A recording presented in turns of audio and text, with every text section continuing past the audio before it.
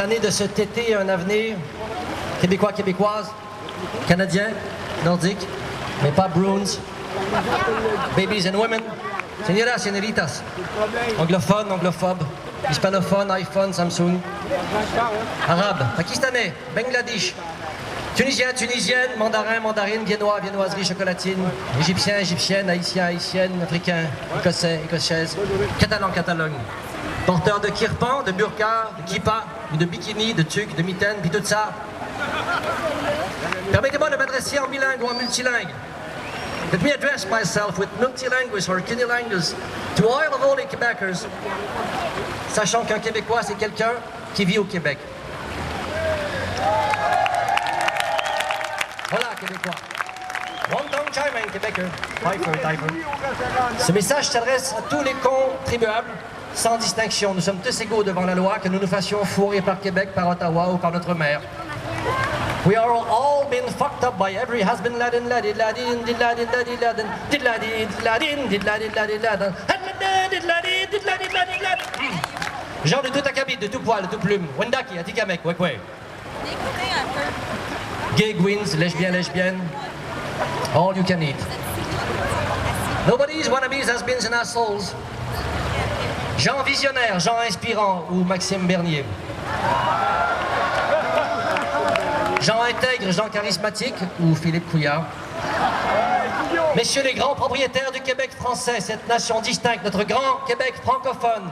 Tim Hortons, Starbucks, Best Buy, Future Shop, Walmart, Dollarama, Home Depot, Home Hardmart, Montreal Canadiens, Club Price, Club of Carey Price, Crostro, Crisco, Crostro, Power Cross, Power Full of Cash, and Abernifisco and Mines, and Goldfinger and Forest, and Gas of Shit, and Gas of Schnauzer, and Gas of Schneider Twin. Qui sommes-nous les Québécois?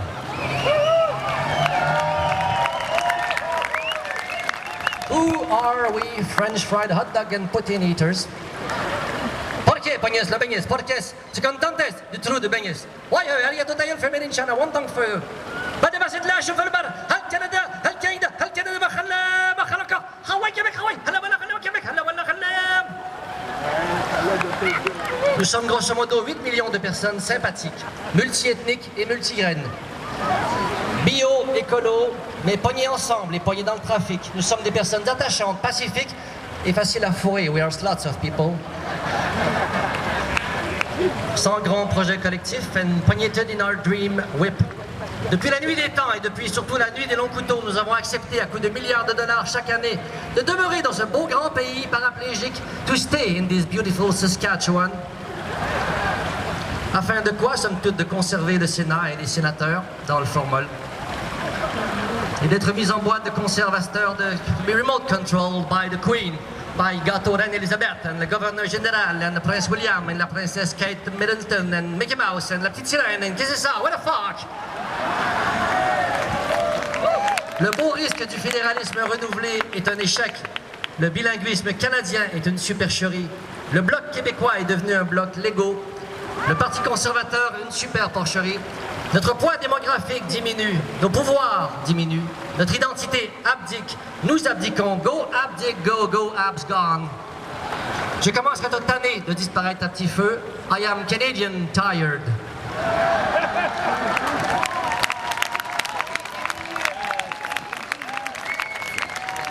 Bonjour tout le monde, merci d'être là au bout, merci d'être là malgré le long week-end et ce soleil accablant. C'est vraiment dommage qu'il fasse beau de même. J'aimerais vous présenter, bonjour madame, les trois organisateurs de l'événement. C'est Maxime Laporte qui est coordonnateur du réseau Cap sur l'indépendance.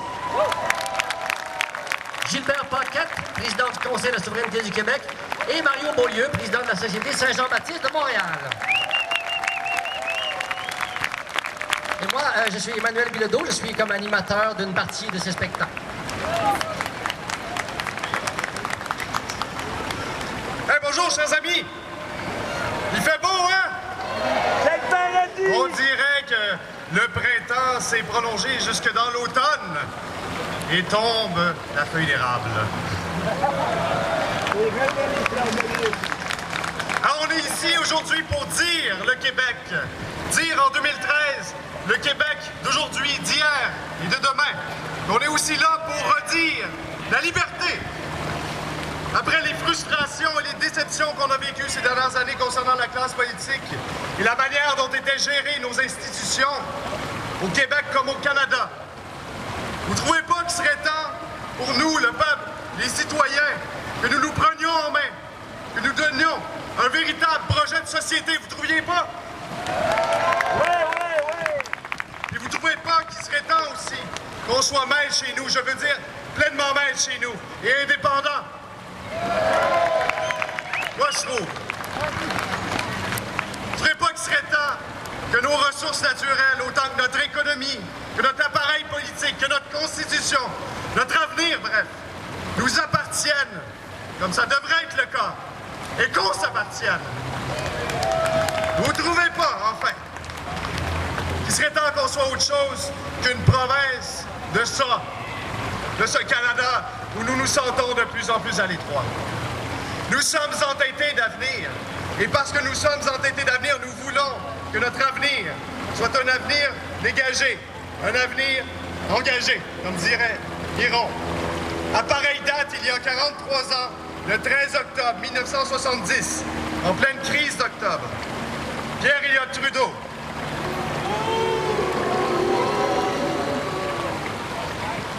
Trudeau lançait son fameux « Just Watch Me ». Ces paroles-là allaient préfigurer, bien sûr, l'infâme loi sur les mesures de guerre par laquelle des centaines de gens furent arrêtés arbitrairement. Et de ces prisonniers politiques se trouvait notamment notre poète national Gaston Miron, celui-là même à qui on rend hommage aujourd'hui. Ils ont emprisonné Miron. Or, ce 13 octobre 2013, aujourd'hui même, anniversaire du Just Watch Me de Trudeau, nous répondons, regardez-nous bien aller. Et cela, nous le disons au monde entier, à tous ceux et celles qui luttent pour leur liberté, à nos frères et sœurs écossais et catalans qui se battent eux aussi pour arriver à ce qui commence. Vive le peuple du Québec et vive sa liberté. Et bon spectacle. Êtes-vous prêts à vous donner un pays? Êtes-vous prêts à faire en sorte qu'on se libère tout le monde ensemble? Je suis le président du Conseil de la souveraineté du Québec. On est en train de regrouper tous les organismes citoyens. Il y en a déjà une trentaine qui sont regroupés dans le réseau Cap sur l'indépendance, dans le Conseil de la souveraineté du Québec. Et nous allons le faire, ce pays. Nous nous déclarons dès à présent en campagne politique permanente, campagne citoyenne permanente, et nous n'attendrons pas une élection ou un référendum. Nous allons provoquer l'arrivée du référendum. Nous allons faire en sorte que le référendum va venir. C'est à nous, les citoyens, de faire ça. Nous sommes entêtés d'avenir parce que nous devons et nous voulons contrôler nos affaires, notre développement et notre avenir. Nous sommes entêtés d'avenir alors qu'on continue d'envoyer 50 milliards de nos impôts par année au gouvernement canadien qui le dépense dans les armements, le pétrole et d'autres priorités qui ne sont pas les nôtres. En envoyant 50 milliards au gouvernement central, nous ne contrôlons pas notre avenir. Nous ne contrôlons pas notre avenir lorsque nous sommes absents des débats internationaux où se joue l'avenir de la planète. Nous ne contrôlons pas notre avenir lorsque nos lois fondamentales, comme la loi 101, sont invalidées par une Cour suprême qui se base sur une Constitution que nous n'avons pas votée, qu'aucun de nos gouvernements n'a appuyée et qui, malgré tout, nous régit. En 1867, c'était le début de la mal nommée Confédération canadienne. Louis-Joseph Papineau, chef des Patriotes, disait « Il n'y a d'autorité légitime que celle qui a le consentement de la majorité de la population. » Alors, donnons-nous un gouvernement complet qui soit cette fois légitime parce que nous l'aurons voulu. Donnons-nous une démarche constituante fondée sur la souveraineté du peuple, sur la souveraineté citoyenne. Vive le Québec! Vive l'indépendance! Puis, je suis entêté d'avenir parce que je choisis la liberté pour moi, pour mon peuple, comme pour tous les autres peuples. Que ce soit les Catalans, les Écossais, les Tibétains ou les Kabyles.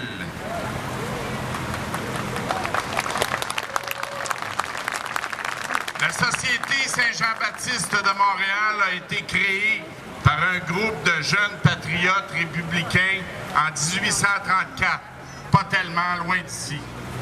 Ils ont entrepris un long combat pour la souveraineté citoyenne et pour l'égalité des nations que nous allons continuer jusqu'à la victoire, jusqu'à l'indépendance du Québec.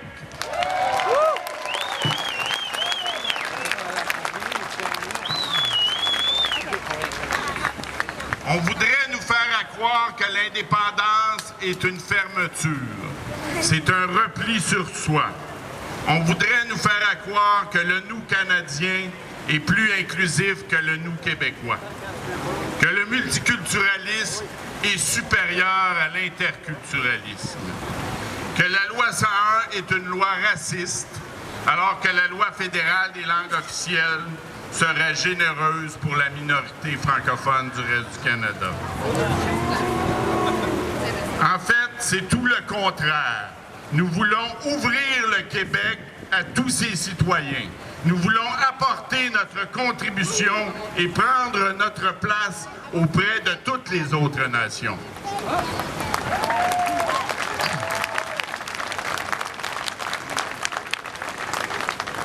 Et comme l'a dit une sociologue, c'est ce discours de diabolisation des Québécois qui est une forme de racisme.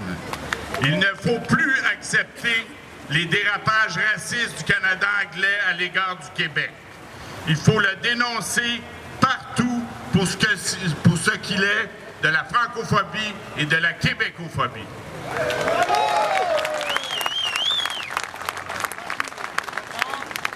Pour paraphraser Pierre Bourgault, se battre pour la liberté de la nation québécoise, c'est défendre la liberté de toutes les nations contre l'hégémonie d'une seule.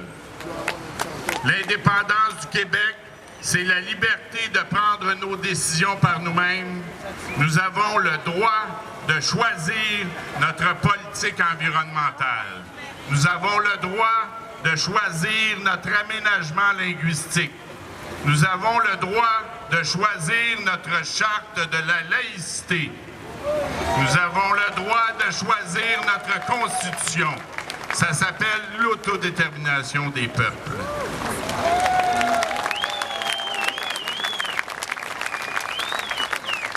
Alors aujourd'hui, c'est le temps d'écouter des discours et de la musique, de se parler, de se réjouir. Et demain, c'est le temps d'agir pour notre liberté et notre dignité.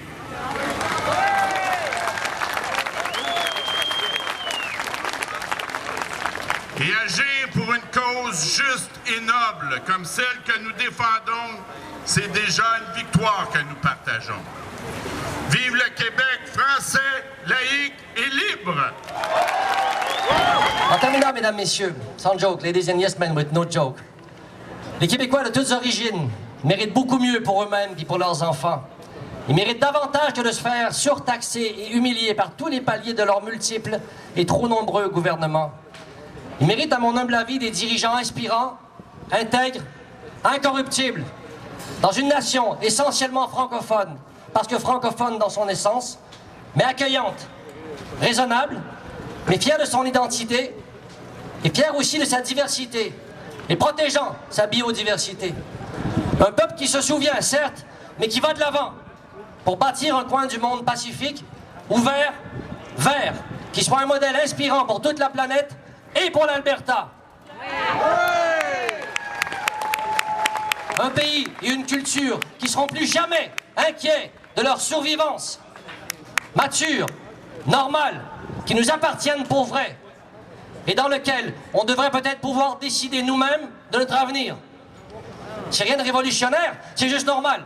Tous les peuples le font, pourquoi pas nous, bon Dieu? Why the fuck not nous?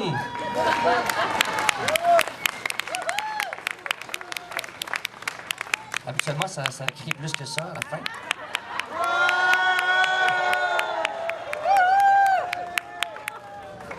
Bougez pas, j'ai perdu ma feuille. Je me souviens jamais de son maudit nom. C'est un nom italien. Pierre Curzi. Ouais, avec un I à la fin. Un fils d'immigrant qui vous parle en français aujourd'hui par ce superbe après-midi. N'est-ce pas qu'il fait beau? Oui! Je porte le chapeau du nouveau mouvement pour le Québec. C'est un grand chapeau pour un petit groupe. C'est un petit groupe de citoyens. Des citoyennes, des citoyens comme vous qui ont décidé qu'ils se rassemblaient pour essayer de travailler sur leur projet collectif, l'indépendance du pays du Québec. Alors, je me disais, mais qu'est-ce que je vais dire cet après-midi? Puis là, je me disais, il y a Gaston Miron, qu'est-ce qu'on... Ah, mais Gaston Miron, lui, c'est un gars qui avait le merveilleux talent de danser avec les mots. Puis je me suis dit, cet après-midi, c'est ça qu'on va faire, nous autres, les citoyennes, les citoyens, les gens comme vous, comme moi. On va aller un petit peu danser sur les mots. Puis on danse sur un certain nombre de mots. On danse sur le mot indépendance. Et puis, on danse aussi sur le mot constitution. Puis on danse sur le mot de la fierté. Puis on danse en français. Et puis on danse aussi sur solidarité. Et puis Gaston Miron, c'était aussi quelqu'un qui habitait la ville. Il était très présent. Au Carré Saint-Louis, vous pouviez rencontrer Gaston Miron. C'est un gars affable. C'est un gars gentil. Il riait tout le temps. C'est un gars qu'on aimait et qui nous aimait. Et ça, c'est fondamental. Alors, ce gars-là, avec ses mots merveilleux, nous a donné un héritage. Et l'héritage, ce sont ces mots-là. Le mot de la Constitution. Une Constitution qu'on a pu. Depuis 50 ans, on est un peuple sans Constitution. Une Constitution qui est comme amoindrie, tellement faible qu'elle n'existe plus. C'est peut-être temps qu'on se donne une Constitution! Eh bien, d'autres mots que ce beau parlant. Il aimait les femmes. Nous aussi, on aime les femmes, mais ça, je vous laisse ça entre vous.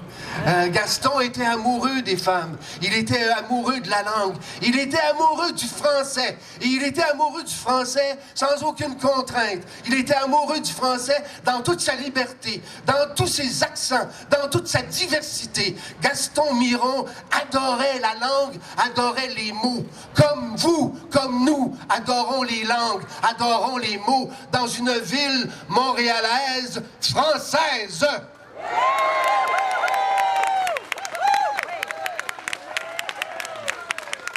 Et finalement, dans cette belle danse de la poésie, Gaston Miron était un souverainiste convaincu. Quelqu'un qui pense que le meilleur statut politique pour le beau pays du Québec, c'est son indépendance. Son indépendance consentie. Son indépendance acceptée. Son indépendance voulue par tout le monde. Son indépendance au prix où la démocratie et la souveraineté sont les mamelles de l'indépendance. Et c'est ça que Gaston Miron prônait. Une ouverture telle, une telle vision d'avenir, un tel entêtement vers un avenir heureux qu'il se disait: la démocratie, la souveraineté du peuple sont les bases mêmes de notre indépendance. Vive Gaston Miron, vive la souveraineté du peuple, vive la Constitution et évidemment, vive l'indépendance! Un pays, c'est d'abord un territoire et c'est le territoire qui façonne sa population et sa culture. Le Québec, c'est de vastes paysages, l'automne, l'hiver, des villes, des régions et 8 millions de Québécois. Le Québec, c'est aussi 1 647 441 km² et on est 8 millions, on est 2 millions à s'agglutiner à Montréal. Occuper son territoire, occuper ses régions, c'est lui donner du pouvoir. Arrêtons de concevoir notre économie comme une production de masse qui doit répondre au seul objectif de rentabilité. Développons plutôt des modèles territoriaux différenciés qui viendront combler l'offre des grands centres. Soyons fiers de nos particularités régionales et exportons-les partout au Québec. Et Montréal, elle, c'est notre métropole. Une métropole qu'on a choisie francophone. Comme métropole, Montréal aura un rôle important à jouer. Pourtant, on ne lui demande pas son avis quant à sa capacité d'intégration des personnes issues de l'immigration. Pourtant, un phénomène très urbain et très montréalais. Les grandes villes auront un rôle à jouer dans l'atteinte des objectifs des réductions de gaz à effet de serre. Pourtant, encore une fois, on ne les consulte pas. Au lieu de ça, c'est Ottawa qui décide de se retirer du protocole de Kyoto. L'État du Québec doit devenir un lieu de convergence et non plus un lieu de contrôle. Et pour ça, nous devons prendre notre place. Les boomers, dans les années, à la Révolution tranquille et les années qui ont suivi, ont marqué le Québec. Maintenant, c'est notre génération qui doit prendre sa place. Moi, je vous propose de réfléchir collectivement à la gouvernance du Québec. Qu'on appelle ça de la décentralisation, de l'administration différenciée, de la gouvernance locale ou régionale. Ce qu'il faut faire, c'est un acte de foi envers notre génération, envers notre peuple, faire preuve de créativité pour construire un pays qui prendra en compte ces 1 647 441 km². Et plus on rapprochera le pouvoir du citoyen, et bien plus il sera loin de celui d'Ottawa. Merci. Bonne journée. Je vais vous faire la lecture d'un texte court et percutant, écrit par mon grand ami Henri Lamoureux, romancier et essayiste. Un texte que j'ai co-signé avec le plus grand plaisir et qui a été également co-signé par de nombreuses personnalités militantes et militants indépendantistes. Un texte qui mérite vraiment d'être écouté avec attention. Il s'intitule « Vers le pays de nos rêves ». Au confluent des civilisations, nous, le peuple québécois, appartenons à la terre d'Amérique. Nous sommes une nation hybride, originale, dynamique et fière. Les Québécoises et les Québécois des années 2000 reconnaissent leurs obligations envers les Premières Nations, lesquelles ont accueilli leurs ancêtres quand, venus de France, ils se sont installés sur les rives du Saint-Laurent. Si nous sommes en majorité issus du lys, nous descendons aussi de la rose, du chardon et du trèfle. Tout au cours de notre histoire, des hommes et des femmes de tous les peuples du monde se sont joints à nous pour faire naître le Québec que nous célébrons aujourd'hui, le seul pays auquel nous nous identifions complètement.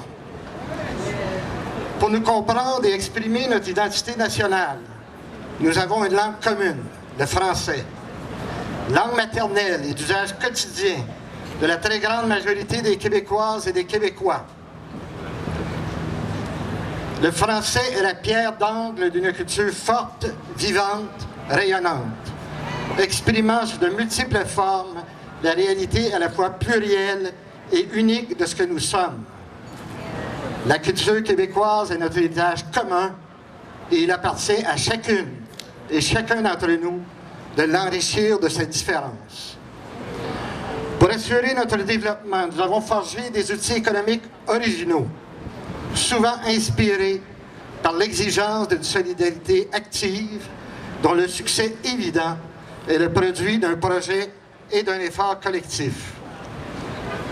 Nous avons voulu construire une société solidaire et nous nous sommes donné les instruments de cette exigence. Aussi sommes-nous fiers de constater que le Québec se situe aujourd'hui dans le peloton de tête des nations qui tentent d'être les plus cohérentes possibles avec leurs prétentions éthiques. Nous nous sommes imposés des obligations en matière de droits et libertés, exigences inscrites dans une charte québécoise reconnue comme une des plus progressistes du monde. Nous défendons sans compromis l'égalité, sous toutes ses formes, notamment celle qui marque le rapport entre les hommes et les femmes, celle qui féconde les liens entre les générations et celle qui unit les diverses nations qui composent le Québec. Inspirés par un idéal républicain, nous sommes une société... Inspirés par un idéal républicain, nous sommes une société résolument démocratique. Chez nous, le citoyen est souverain, si c'est de lui que nos représentantes et représentants élus tirent leur légitimité, c'est par lui seul qu'ils peuvent le perdre. Si cet idéal démocratique s'exprime sous une forme parlementaire et représentative, il sexualise aussi fortement, comme nous l'avons vu au printemps 2012, par une prise de parole directe de citoyennes et de citoyens faisant gronder le tonnerre de leur voix dans l'espace public. Nous luttons pour l'indépendance du Québec parce que nous sommes habités par ce rêve d'un pays qui, fort de tous ses moyens, pourra assumer toutes ses responsabilités, non seulement à l'égard de celles et de ceux qui l'habitent, mais aussi à l'endroit des autres humains et des autres formes de vie avec lesquelles nous partageons cette magnifique planète. Accueillant et ouvert aux autres, nous offrons à celles et ceux qui souhaitent se joindre à nous la possibilité de partager notre rêve et d'en être eux aussi les artisans. Nous voulons un Québec prospère, égalitaire, juste et solidaire. Un pays qui respecte les droits historiques de la communauté anglophone et qui reconnaît les droits ancestraux des Premières Nations. Un Québec qui n'est pas assujetti à la Constitution canadienne qui nous a été imposée. Un État moderne et démocratique qui se dote d'un nouveau régime politique, la République, et de sa propre Constitution. Nous croyons que possédant tous nos outils et en étant pleinement souverains, nous serons en mesure de contribuer sans entrave et riches de nos talents à la marche du monde. Nous ne sommes pas le produit de la juxtaposition des cultures et des intérêts. Nous ne sommes pas le coffre au trésor d'une minorité sans scrupules. Nous ne sommes pas un accident de l'histoire. Nous sommes un peuple fort, courageux, créatif.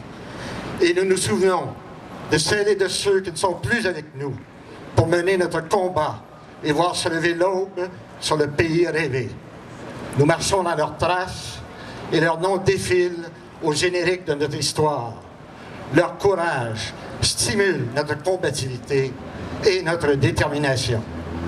Nous, le peuple québécois, sommes toujours debout et plus résolus que jamais à donner corps à un rêve d'indépendance nationale qui est à notre portée.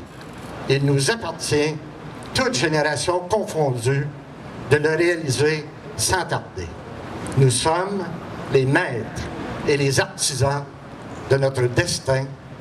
Vive la liberté, vive l'indépendance. Est-ce que vous êtes fiers d'être Québécois?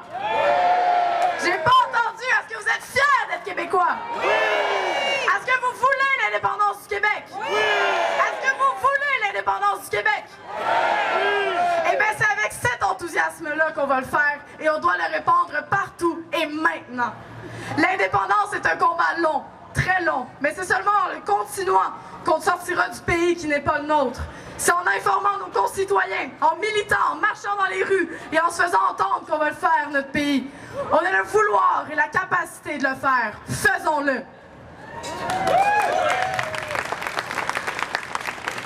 Nos camarades qui n'auront jamais pu voir l'indépendance ont écrit d'importants chapitres dans le livre de la libération d'un peuple, le nôtre. Et c'est à nous de terminer l'histoire de ce livre.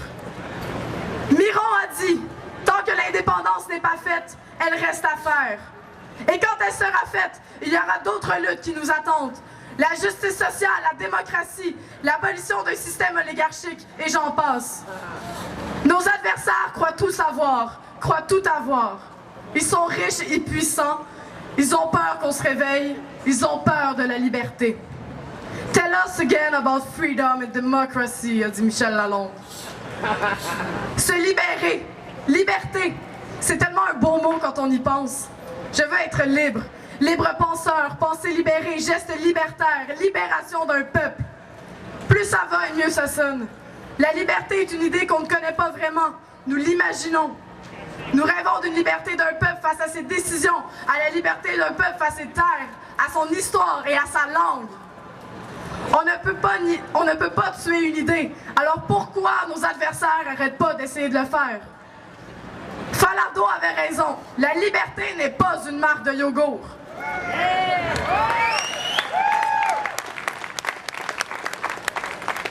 La liberté n'appartient à personne. L'indépendance du Québec appartient à tous les habitants du Québec et toutes les habitantes du Québec. Autant les Québécois de souche que les néo-Québécois. J'ai envie d'un pays. Je rêve d'en construire un. Je désire le voir le plus vite possible. Je sais que ça ne sera pas aujourd'hui, je sais que ça ne sera pas demain, mais je pense bien qu'on va l'avoir. Je veux un pays, je rêve, j'en désire. Je pense pas qu'on va l'avoir demain, l'autre jour non plus, mais je sais qu'on va l'avoir, ce pays-là. Dans mon cœur, il y a un pays. Dans ma tête, c'est le Québec.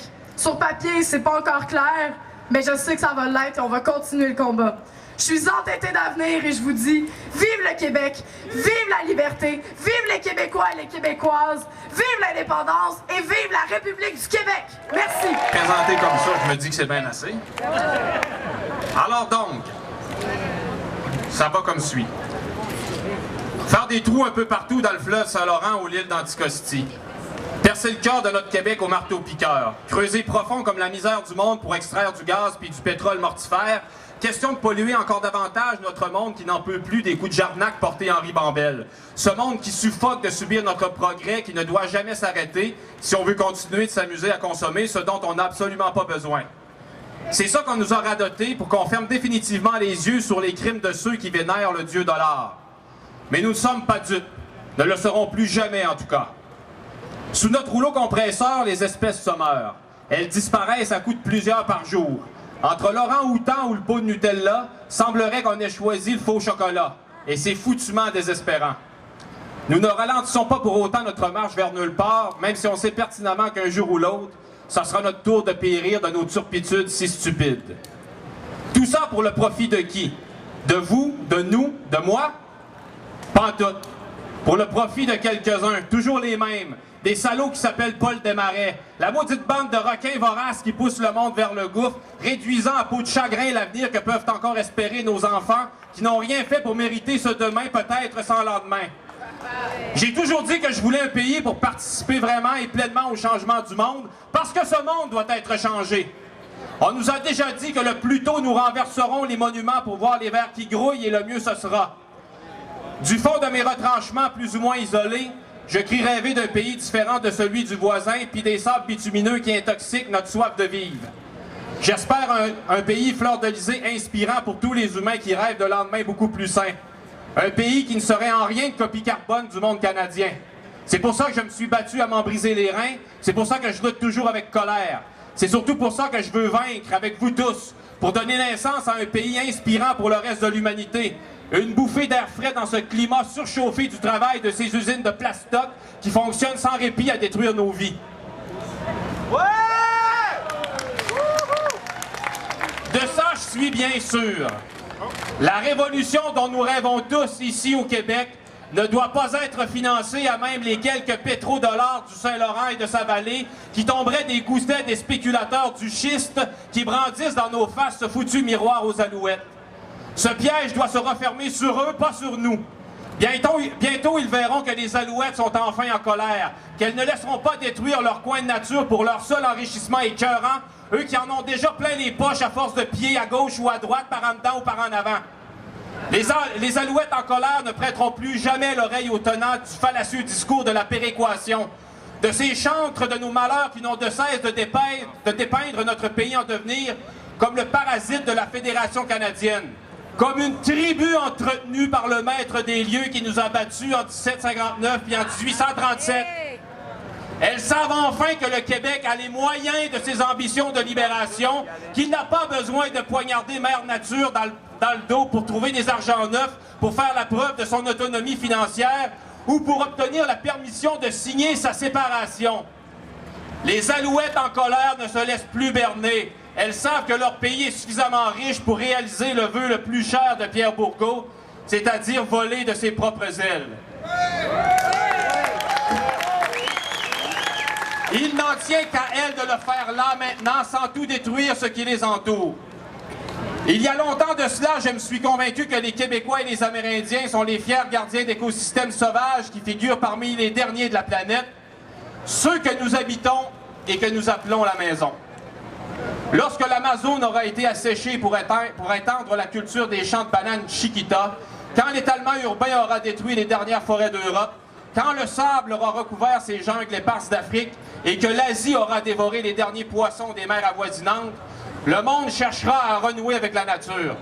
Il cherchera avidement des coins sauvages pour se ressourcer, pour mieux pleurer ce qui aura été méfait ailleurs sans conscience d'avenir. Combien heureux il sera de venir visiter ce grand bout qu'on aura préservé chez nous au Québec en disant non aux adeptes de la fracturation. Ce grand bout de paysage que le National Geographic dit être un incontournable de la planète. Il s'émerveillera de ces baleines alimentant leurs petits dans les eaux froides du Saint-Laurent. Il parcourra avec bonheur nos grandes forêts au son des mugissements du Seigneur des lieux, cet orignal majestueux. Il se baignera dans nos grandes rivières coulant librement vers l'océan, chatouillant les papilles de ces saumons cherchant un nid pour leur progéniture. Il se grisera de notre nord si beau qu'il arpentera avec joie. Ce monde qui sera heureux d'être en visite chez nous distribuera ses nombreux dollars touristiques. Et tout cela sera bien plus payant que les grands trous balafrants que les pilleurs de nature se proposent de faire dans la peau de notre pays pour le seul et unique profit. Pour nous, indépendantistes, le temps est encore venu d'enfourcher de nouveaux chevaux de bataille, de combattre férocement le nouveau chef du parti de la corruption. Celui-là qui se propose de compléter le plan nord du bandit de grand chemin qu'était John James par le plan Saint-Laurent. Nous devons l'empêcher de détruire la horde du Québec pour le plus grand plaisir de ceux qui pataugent dans l'argent sale comme des porcelets dans la fange.